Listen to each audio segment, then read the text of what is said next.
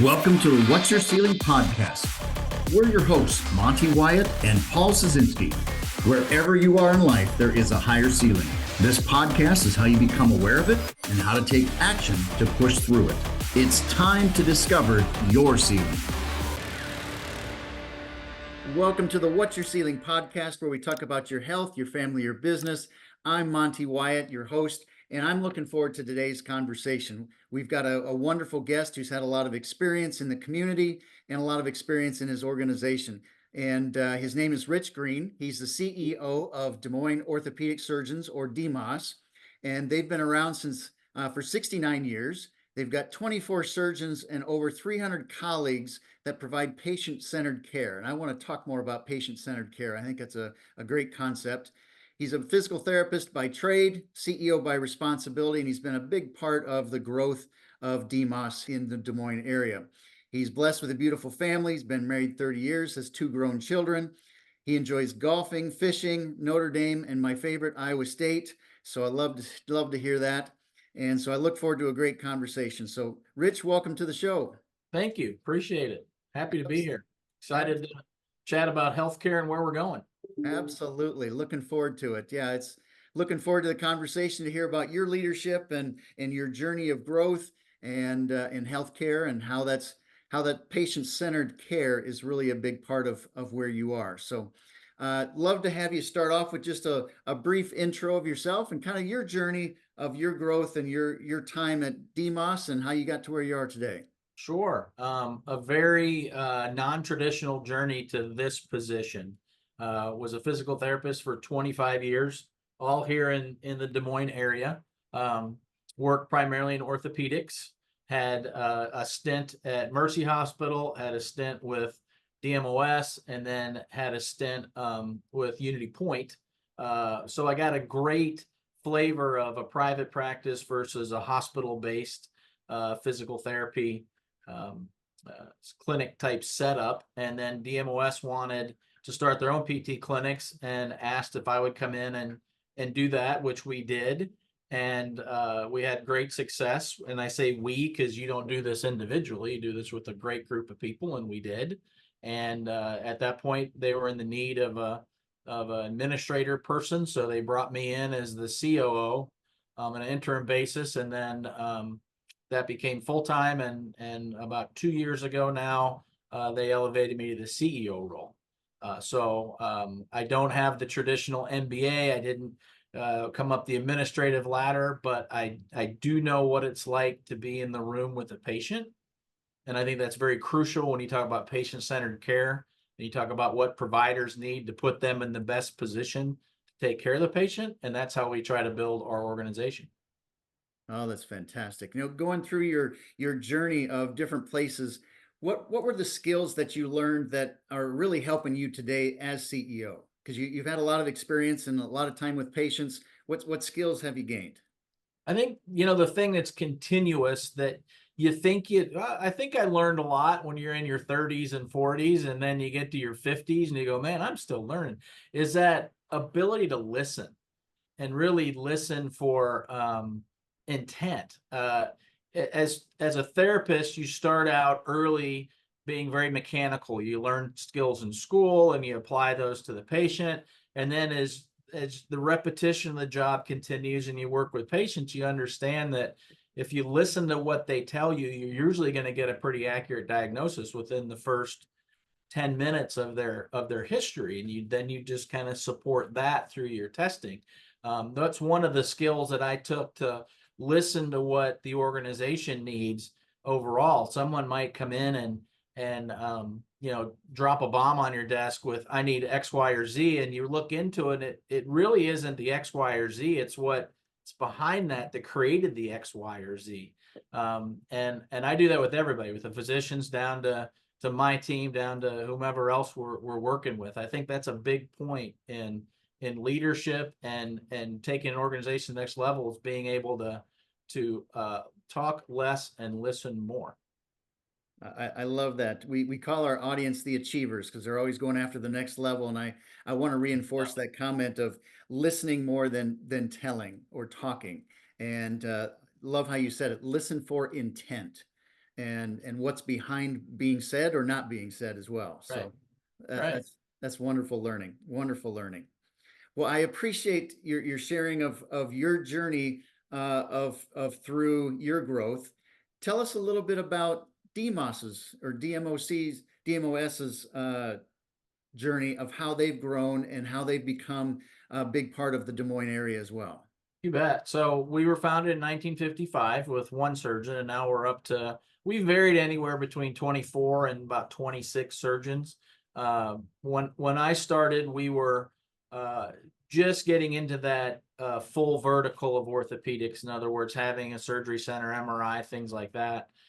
We made an intentional decision with the board, of course, to really push a consumer-based model of care, meaning you should have access, you should be transparent with your pricing, and you should provide a patient experience that helps people come back in to see you over a lifetime. And if we look at the consumer of the next 10 years, they're going to access healthcare very, very differently. And we'll get on this, I'm sure, at one point, but healthcare is broken and we need to do something to fix that. And I think the first way to fix that is right place, right time, right person treatment. And in the last 5 or 6 years now, we've put together a virtual option where patients can get in their phone and either do a FaceTime or call us for a question. They can walk into any of our 3 urgent injury clinics and be seen.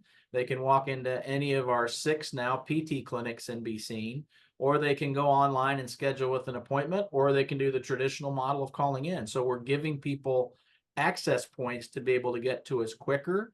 And again, going back to my experience with PT, I know if you get treatment faster and identify faster, you create a quicker healing cycle at the end of that.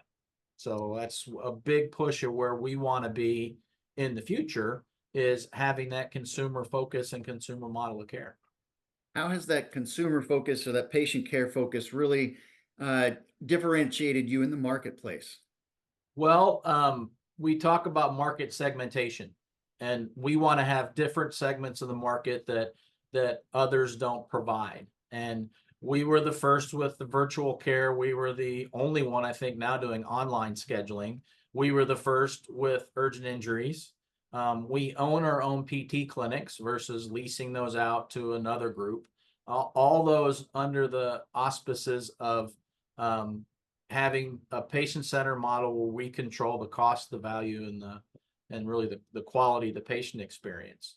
I think having that segmentation is important because, I mean, you don't do anything. And when I say you, Monty, it'd be folks younger than us, but they go to their phones for everything. They want to Yep. see what the Google reviews look like. They want to see what vitals. They want to see what their friends are saying about them. So we intentionally invested in a lot of those things so that we can track that. And it has been successful for us. We've seen continued growth over the last 4 years with new patient acquisition, which is important. That's fantastic. I want Yeah, to it's been fun. want to reinforce to our audience again, being consumer based, and it's about the experience, making it easy for them, making it an enjoyable experience, and how they want to interact. So Correct.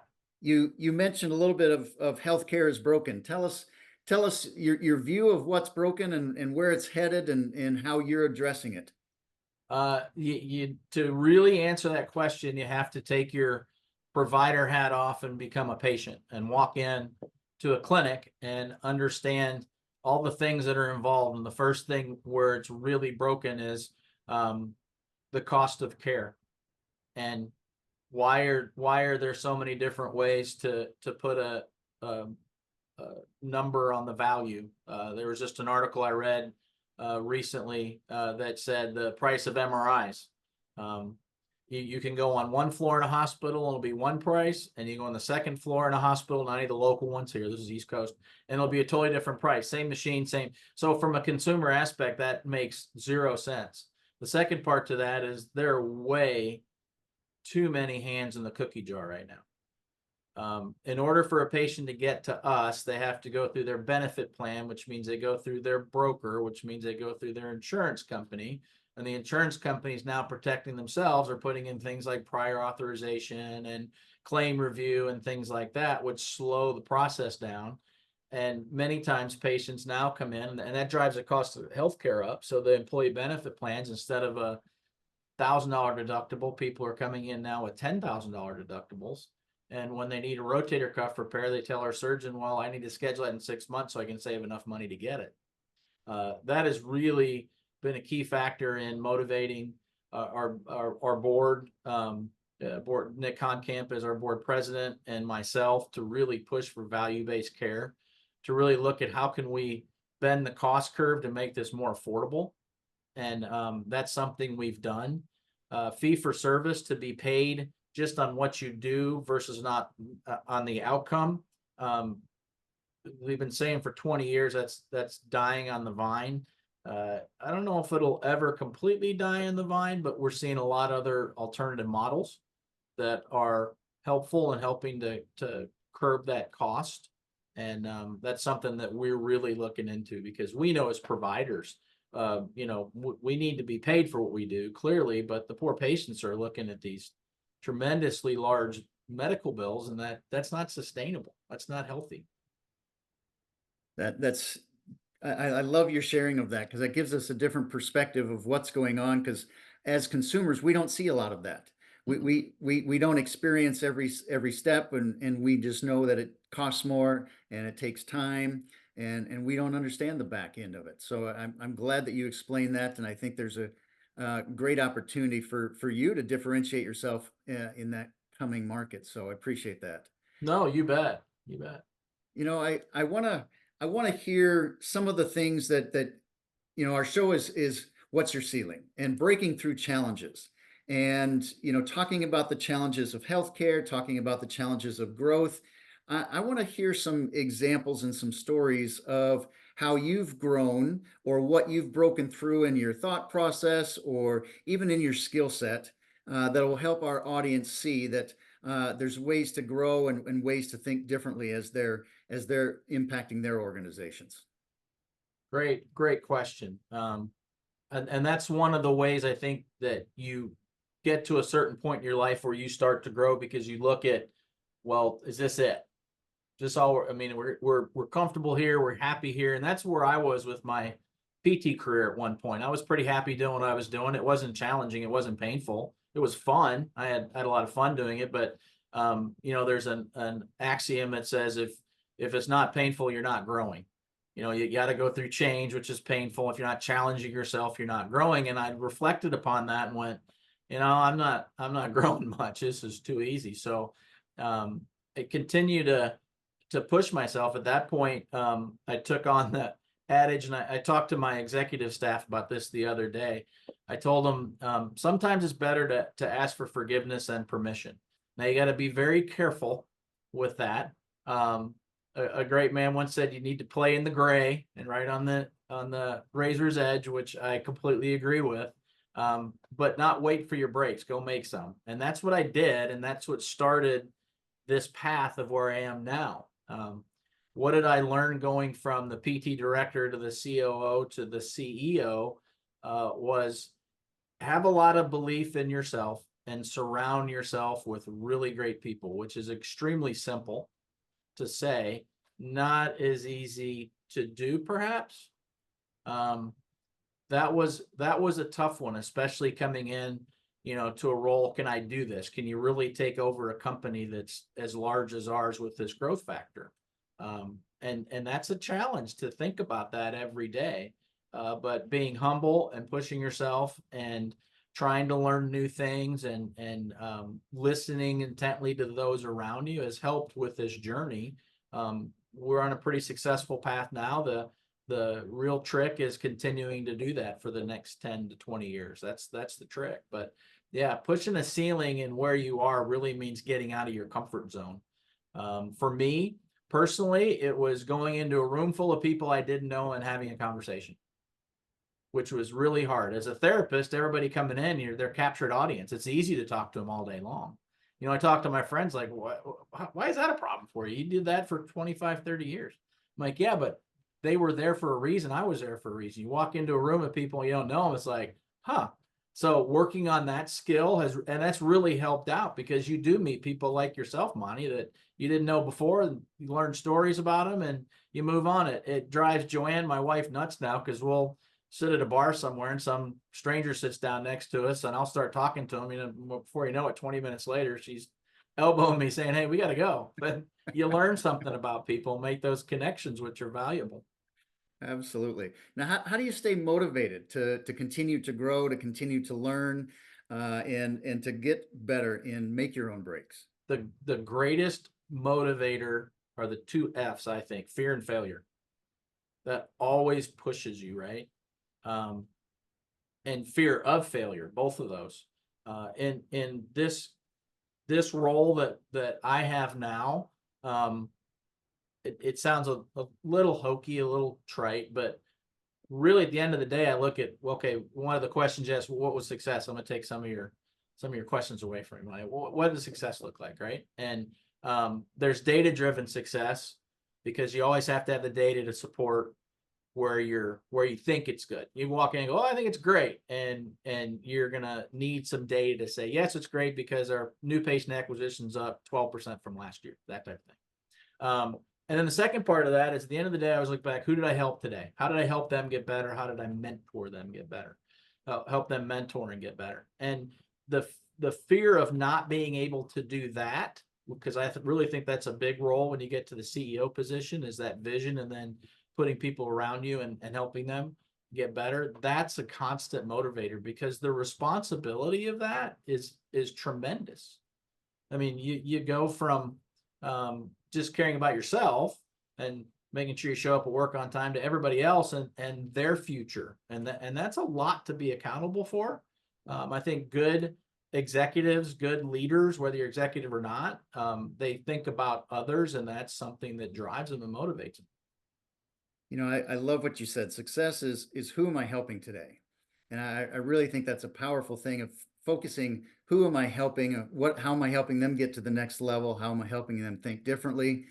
Can you give us an example of how you've helped one of your team grow in their skills, or help them see something that maybe they couldn't see on their own?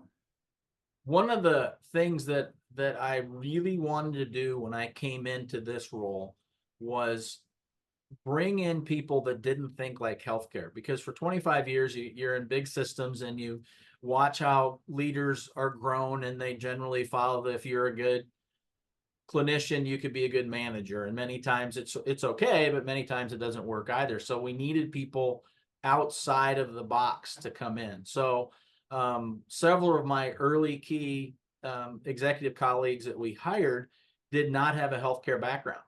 And I wanted that, because they'd come in and give us a perspective we never really had before, which was extremely valuable. But the other side to that was teaching them what healthcare was about, and being able to help collaborate with them on that level. So that's been extremely gratifying to see them now get, "Oh, we can do this, but we can't do that," or this is the motivation we have for making that decision, because you need to know the whole board type of thing before you truly make the decision. The other part is seeing some of our entry level frontline people move into these next roles. We've got a couple that have moved up, and our HR compliance director is wonderful, one of my key people. And she says, and she got under some heat when she first started, and not rightly so. People misunderstood her, but she said, "We want to develop people out of our organization." And the organization took that as, "You want to fire people and get rid of people." It's like, no, no, no, no. We want to get you to the point where you're so good that we may not have anything here, but you're going to go to some other organization and speak really well of us, because we got you to that level. And we've seen that happen a couple of times, where we've developed them from that entry level to a manager position. And that's really cool, because that's that legacy stuff that people remember. Absolutely. Oh, that's fantastic. You touched on something that I want you to go a little bit deeper on. You talked about hiring people that didn't have healthcare experience. Mm-hmm. What traits did you look for? What kind of characteristics did you desire, since they didn't have healthcare experience? Great question. And one of our big tenants, and not one of them, yeah, but one of the most important, is we hired a culture, not necessarily to the job. So if somebody's got a great culture, they listen, they care for others, they want to develop, they want to move on, they want to learn, uh, they represent themselves well, which will represent us well, then we bring them in. And those are the things that I look for in some of these key positions that had zero healthcare. Was, do you share that commonality with us? Can you sit in the room? Can you go out to lunch with one of our other team members and it's fine? There's not a big rift, so to speak. And do you share the passion for patient-centered care? And a couple of the interviews we had were very healthcare is a business. So when I say business, like, we can't separate it, but there is a difference in healthcare versus selling copiers, right? So they would be very business oriented. They want to talk about margins and bottom lines and overhead and things like that. And um, that doesn't interest me. That's important. That's the backbone for making sure you can do other things. But what I wanted to hear was something about the patient experience or the access point or spreading the service to the community. And when you hear that come out, they're part of the culture and they can fit in with us and we can move on. I love that you hire on culture. We can train them how to do the job, but you can't train personality. You can't train the characteristics that they have. So I think that's a great way to approach it. So thank you for sharing that, because I think that's a Amen. that's a good insight to encourage others to look at the culture and the core values and how people think, not just what their experience is. That's around here. That is our number one thing, is the culture part. I define that. And that's one of the few things that I'll say about. I'm a big we guy, but culture's not a democracy. Culture's a dictatorship. This is the culture that we set. For us, it was set by our board. And this is what you adapt to be part of our organization. And we support it with education. We support it as part of our review process. And I love talking about it. You're not going to get anywhere in life unless you have a self-governing culture. And what I mean by that is the old days of the coach tells everybody what to do and they do it is pretty much gone. Yep.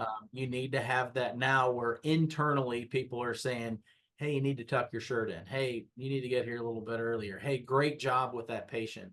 And when you see that happening internally, man, you get a pretty big kick out of that, because you're going in the right direction. Give us a tip on how you instilled that into the organization. Getting that peer feedback. Sometimes people are fearful of that. They don't want to disrupt a friendship by giving that kind of feedback, whatever it might be. But how'd you instill that? Well, a couple different ways. One is we have 26 fundamentals that are basically descriptions of how people should live out our culture. Be curious, be fanatical about response time, dress the part. And we go through 26 weeks of that, and then we flip it over and do it 26 more weeks. So you're getting 2 of those a year pretty much to emphasize. The second is along the lines of development. We have an extended leadership program.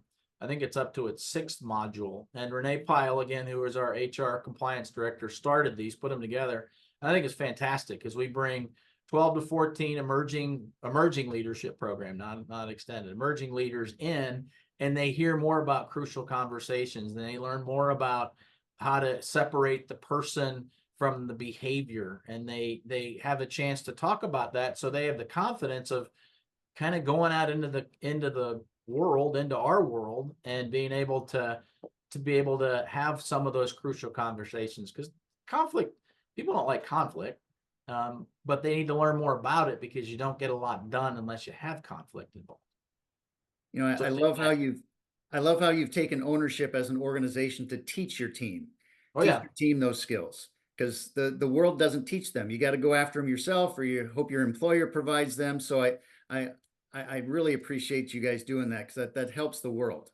Oh, I agree. And simple things like assume the best and be curious.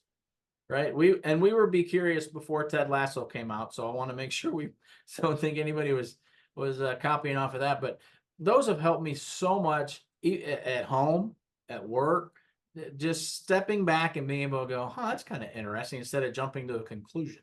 Yep. And you're right. That does make the world better. Absolutely. Good. through your journey, a lot of different changes, a lot of different things. We've all got beliefs that we have about ourselves or the career or whatever it might be. Share a limiting belief that you've had once and how you broke through that. Because I know there's a lot of, everybody has different fears or different views of what's in front of them. And so I'd love to hear a belief that you broke through. Well, I think the more responsibility you get and the higher up you go on the ladder, that imposter syndrome starts to kind of creep in a little bit, right? Am I good enough? Are they going to find out? Is this part of it? And it's affected me, sure. I mean, look at my role. I walk into a room with other CEOs that have been around for 20 years and published and work at these huge hospitals and on the East Coast. You kind of your confidence can get a little bit shook at that point. So one of the ceilings breaking through is continuously improve and understand that I'm in the position I'm supposed to be in.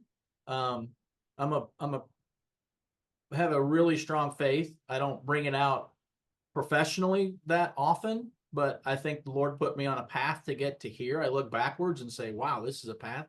So I need to use that for good. And I think that's what we're doing with building our organization and trying to take those two things and then steady the maybe lack of confidence that you get has been a way that I've kind of broken through a little bit. It's a continuous learning thing, but definitely better now than it was 5-6 years ago.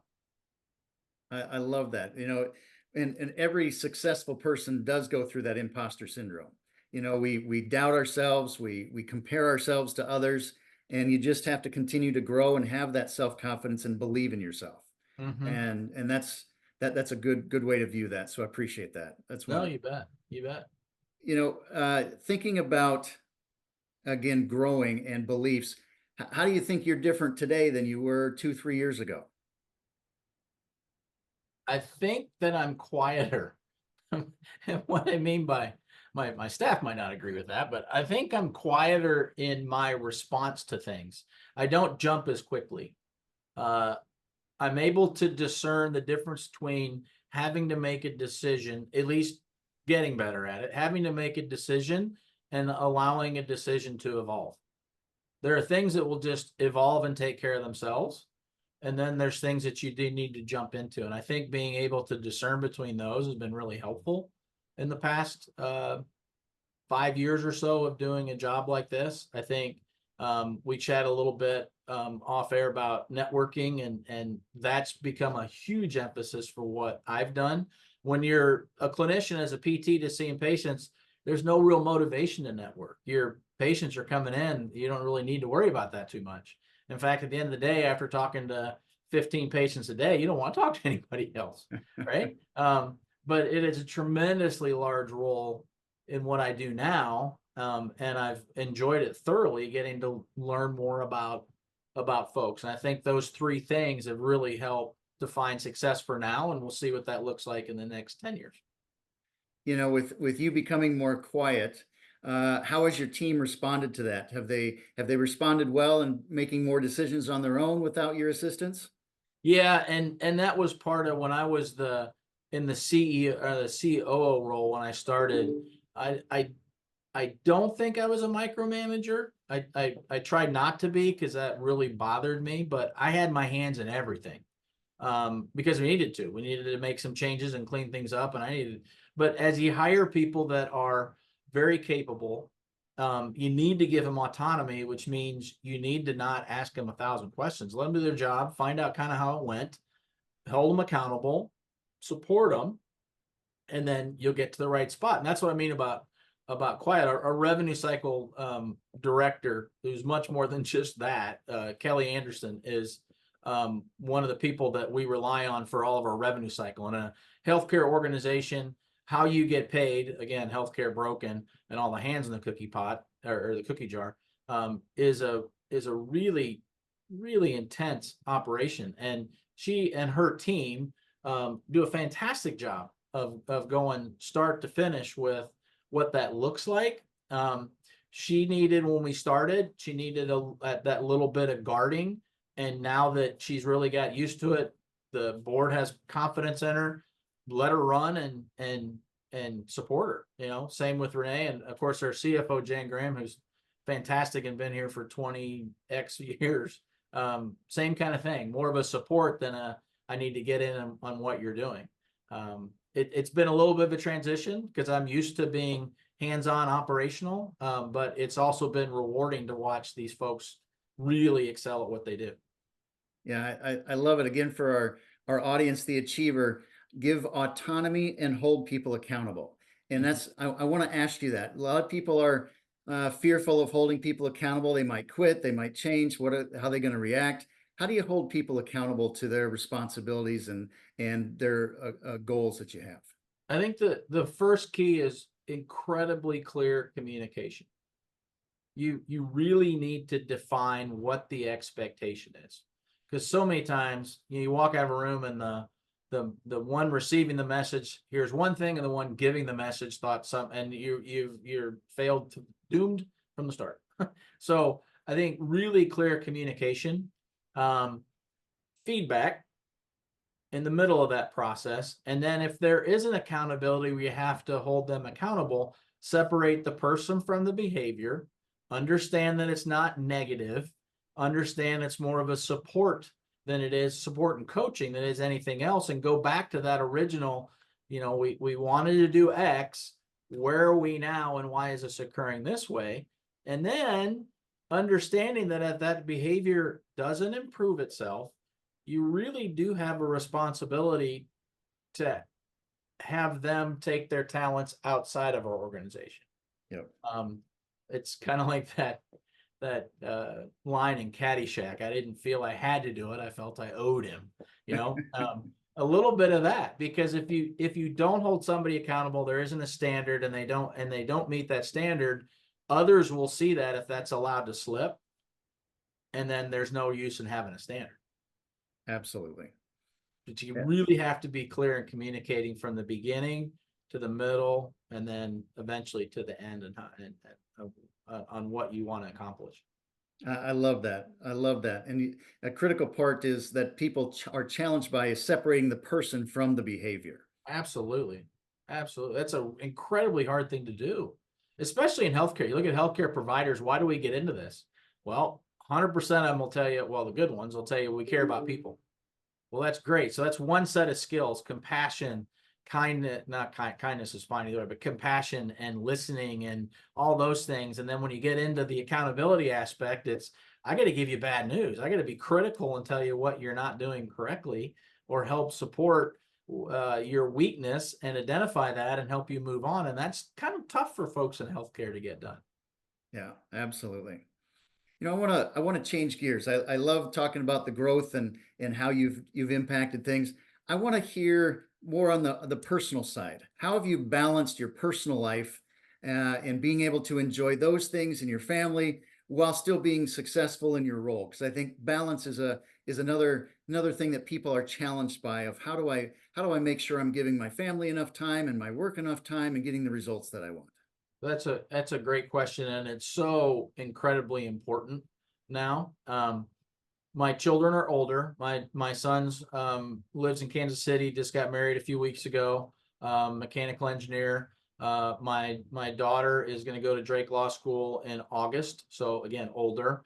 So we're actually going to be empty nesters pretty quick, and that does allow for a little more freedom than when the kids were younger, when there's a lot of other things going on. I see that in our younger surgeons, when they got to scooch out of here at 5 and take somebody to soccer practice and those types of things. I think the balance, and I need to work more on this part. The balance becomes taking more time for yourself. Yeah. And being able to disconnect, and disconnecting is really difficult. If I disconnected and didn't look at my phone for 2 days, I'd have 1,000 emails on it. Well, the stress of having 1,000 emails is worse than the disconnecting part sometimes. Right. So there's a balance between connecting. My wife and I will go on a vacation, and I'll take time from maybe 6 to 7 in the morning to go through all the work stuff, and take care of that, so it's not ramping up anxiety and all that, but then be able to shut it down and hang out with her or my family if the family's going for a while. So yeah, that balance is really important. You have to be intentional about it these days, because with phones and those things, you are constantly tethered.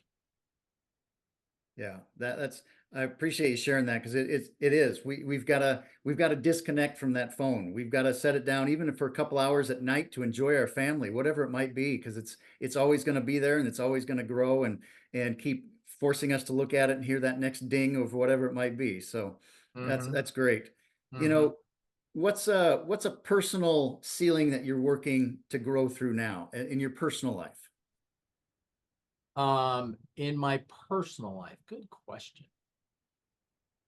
Always trying to become, a better father, better husband, more responsibility, perhaps, around the house, things of that nature. Um, I think the big part for my wife and I now are going to adjust to the no kids around, to the empty nest part. And it's been awesome so far. Not that we don't love the kids and I don't want them to listen to this and think, great, the kids are out of the house, but knowing it's been awesome in the fact that I want to be with Joanne when there's nobody there. We want to watch movies and read and go to ball games and do things like that. I would think it would be absolute misery to look at your wife after the kids left and go, oh man, I got to hang out with this person all the time, you know? So I'm really excited about that, and getting to that place eventually when we retire to be able to travel and do things like that. Oh, that's fantastic. Yeah. I would imagine that becoming an empty nester is a transition and thinking differently and finding new things to do and new hobbies. So that's good luck to that. Oh, thanks. Yeah, it's quite a bit of fun. It actually is. Oh, very good. Just a couple more things I want to chat on because I love this conversation. You've been very insightful. Let's flip that. I asked about something you're growing in your personal life, but what's something you're growing in or a ceiling that you're working on in breaking through in your business life? Um, Under two things. One is understanding the power of influence. In other words, knowing that random acts of kindness are really strong and identifying that.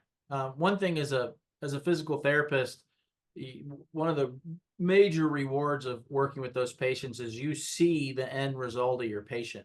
You see them come in right after rotator cuff surgery, you discharge them when they have full motion and very little pain and they're feeling great. You see that. And that person likely will remember you in 10 years or 15 years or whatever. So you had influence on them, right? Um, Being able to be not overtly, but be kind to people, just asking them questions, hey, you having a good day type of thing. That makes a big difference. And understanding the power of that, um, and utilizing that as a tool within an organization, using that as a tool to help build that culture, has been really uh, important and powerful. Impactful is the word I'm looking for. Really impactful. um, the second thing that I'm really trying to learn, quite frankly, more about is where are we going, and this isn't necessarily a skill but more of a project with this benefit space, and how does that play into the cost of healthcare, and how do we affect that? I've learned so much more about what that looks like in the last 5 years and how we can affect it. That's been a big goal as we've moved forward. And then what's healthcare going to be like in 5 years, 10 years? That's my real job. It's great to be in one spot, but if you're not growing, you're not first, you're last type of thing. So we need to continue to grow. And what does that look like, and what direction are we going to go? That's wonderful. I love those things, and it's you got to grow yourself, but you got to grow in the skills to understand your industry and your organization so you can keep growing and keep being the leader in your field. So that's Mhm. great. Agreed. The one question I always love to ask our guests is, what do you want to be known for? So tell us, what do you want to be known for? People don't care how much you know until they know how much you care. And I truly want them to know how much I care. I've had that quote for a while. One of the therapists that I worked with here, it sits on my desk every day. took a little 3x5 card, wrote that on there, laminated, and handed it to me and said, "This is you." And I was like, man, that was a big day. That was really cool to hear that. And I really think that's true.